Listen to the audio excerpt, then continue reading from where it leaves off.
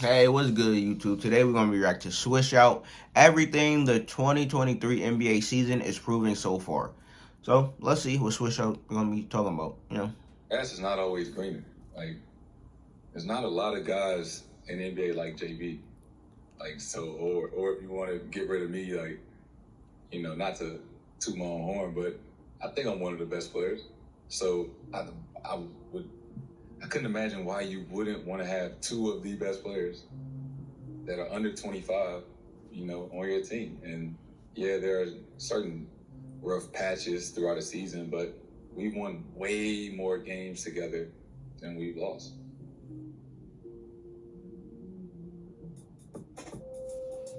Wait, what? I didn't get to read it, nigga. Damn. You better win than me next year because I'm going to get it next year. I'm recording this video December 1st, 2022. Well, the Boston Celtics, going back to the top of this year, they've won 77% of their games. That's a 63-win pace, and they have a point differential of plus 749. That's a double-digit win a night. It's crazy because around this time last year, people were suggesting that this duo gets broken up, and even after the winning they've done, it still happens. And what Jason Tatum said, it was 1,000% right. This duo has won way more than they've lost at an extremely young age. Before Tatum even turned 25, this duo has been to a finals and 3 conference finals. Besides the team that won 2 championships and went to 3, you know what team has the most playoff wins since Jason Tatum entered the league?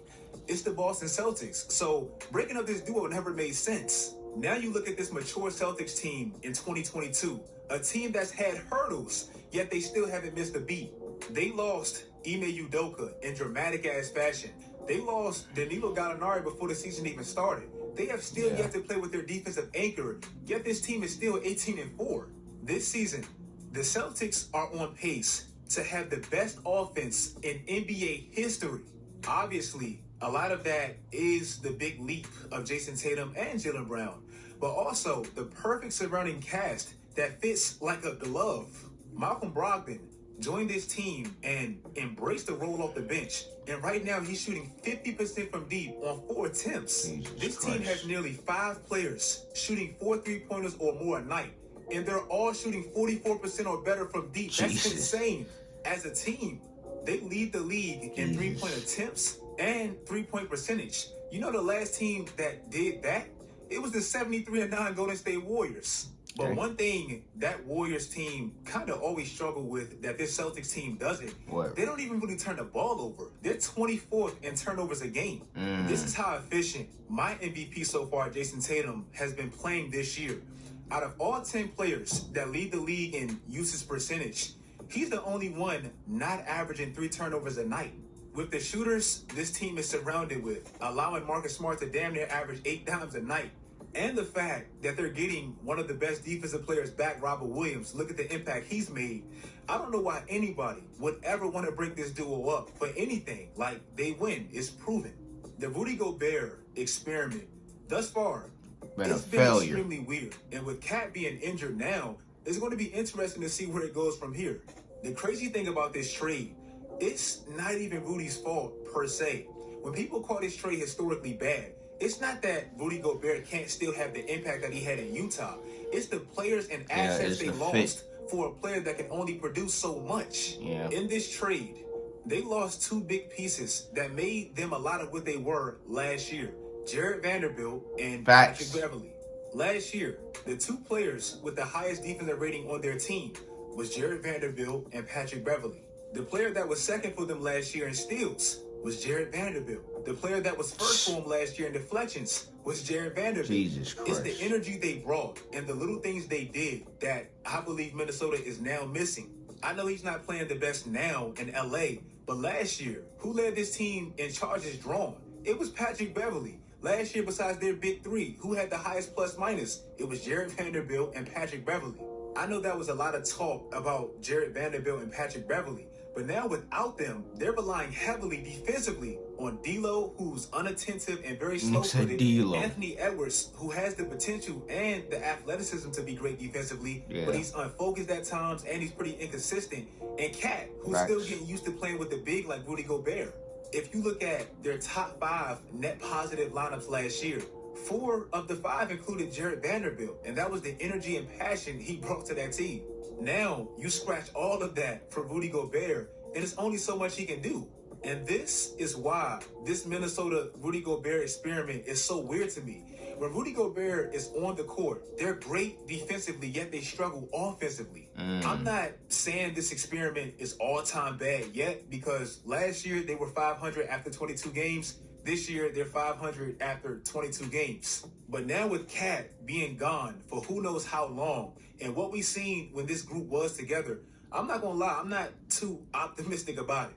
The Tyrese Halliburton-Sabonis trade is actually becoming a win-win for both teams. Yeah, I get it. With trades nowadays, we always want to find the team that got fleeced or finessed and laugh at the loser. But so far, I don't really feel like it's been that.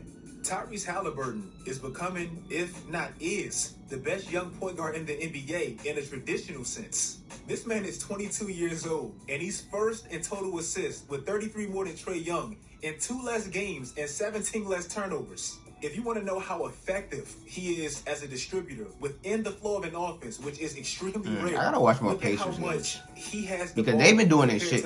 They've been giving the Nets a run for their money, bro. It's insane. This year, him and that rookie stretch where he averaged 13 assists and didn't have a single turnover. Since he got traded, I know he was sad about leaving Sacramento, but since he got traded and went to Indiana, he leads the league in total assists over Trae Young. Damn. It is unreal for a 22-year-old to be first in total assists and like 27th, 28th in turnovers. Also, a positive with this Pacers trade.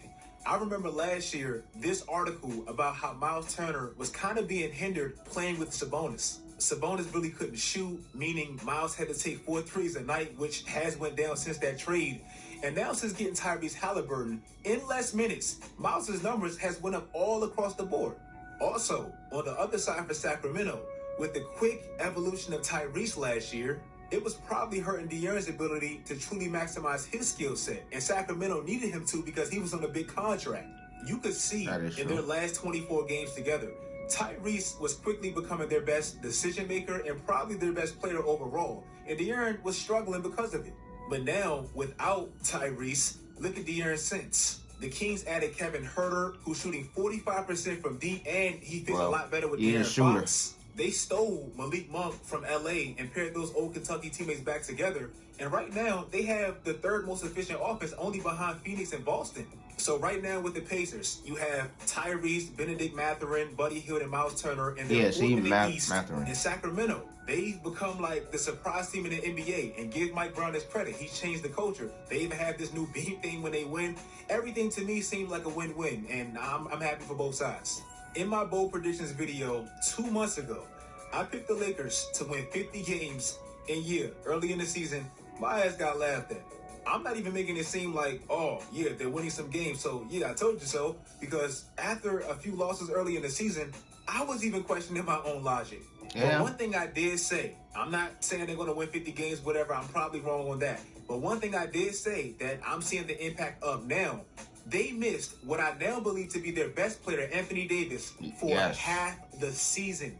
I said, of course they'd be bad because 90% of the league would, especially their best player on both sides. And now Anthony Davis came back, and he's playing the best basketball, maybe of his LA life. Facts. And you can see the impact. Anthony Davis in 2022 is their best player. Anthony Davis in 2022 is their most important player. Facts. That's not a slight at LeBron. He should be.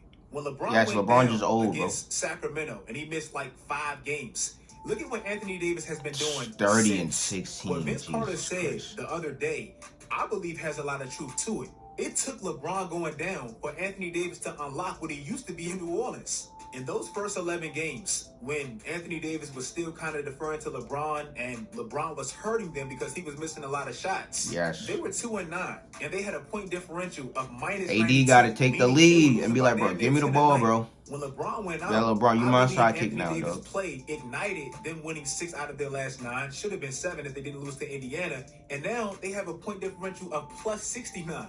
All this proves to me is Anthony Davis is now the driving force of this Lakers team. Yes. Look at Lonnie Walker in the first 11 games prior to LeBron getting injured, and I know he's back now, but before he got injured, and look at him after he went out and when Anthony Davis started playing out of his mind.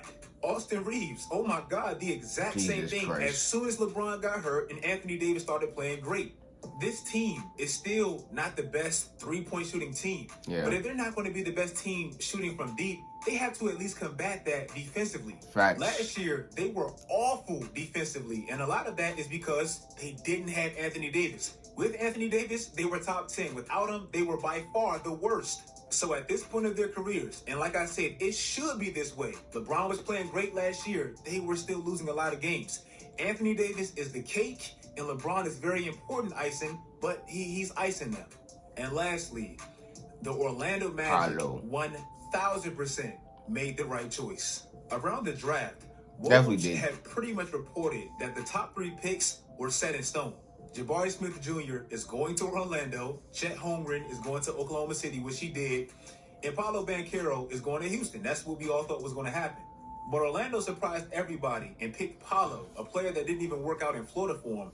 And right now, it's looking like the best choice they probably could have ever made. Yeah, Paolo doing his shit, bro. Paolo is averaging 23 and 7. Paolo has scored 20 or more in 11 out of his first 15 games. And he's clearly, as a rookie, a lot more NBA ready than Jabari Smith Jr. Right now, Jabari Smith looks raw. He can't really create his own shot, and he's not in a system that really implements him in an offense effectively. And clearly, he's not that life-changing piece for a franchise like I believe Paolo can be. I know it's early, but if you look at shots off the dribble, where you kind of have to create something for yourself, which you would want your number 1 pick to be able to do, Jabari Smith is shooting 30%. Paolo is almost at 50%.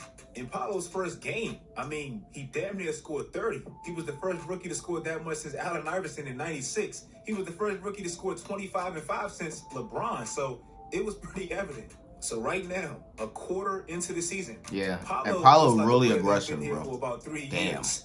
And Jabari Smith looks like a 19-year-old playing against grown-ass men. If you guys like this video, like this video. If you are still here, do not leave. Part 2 will be coming out next week. If you made it this far, comment a takeaway that you've gotten so far this season. These are some of mine. I want to hear some of y'all's. And trust me, part 2 will be next week. There's a lot more to talk about. Make sure you guys follow my social media sites. Turn on post notifications. Do all that great stuff, guys. And until next time, as always, stay tuned. Hey. Fire video from fucking Switch Out. But man, AD, bro, he's been on a roll. Finally, AD is taking a lead on the fucking Laker team. He ain't just, deferring to LeBron no more. He being like, bro, give me the ball. LeBron, you my sidekick now, bro. I'm taking the reins of this fucking team. As I said before, my Lakers will go as far as AD will fucking take us, bro. So now AD just got to be the dominant big man that everyone know that he can be, like how he was on the Pelican shit, bro. Just get the ball and just attack. Just attack, bro. That's all we need from you, bro. See, I told y'all niggas, for us to win games, AD got to average 30 and like what, 13, 15 boards. Like, bro, he got to at least average 30. At least, bro. At least. But, AD been on his shit lately. Like, yo, this stretch that he having so far is crazy. Like, he dropped 40 on Giannis. He dropped 55 on the Wizards. It's like, damn, bro, this nigga going crazy. Hey, he wanted to shut all the people up who was talking shit about him. He want people to put respect on his name, as he should. He finally seemed focused and fucking keened in. Hopefully he don't get fucking injured. Please, hopefully he don't get fucking injured. But Switch Out said they had Jason Tatum as his MVP. But hey, for me, I got Luka. I got Luka to win MVP this season. But hey, the way AD's performing, hey, he might sneak in there and win MVP. But so far, my picks for MVP so far is what's called Luka, Giannis, and AD, bro. At this point, at this point, then Jason Tatum. I would. Do I want to put? Nah, I really don't want to put him that high just yet. So far, he's been playing amazing. But like but for me, my top three so far is Luka, Giannis, and AD. All right. But like, comment, subscribe, suggest anything else you want to interact with. Down below in the comments. But check out the next one.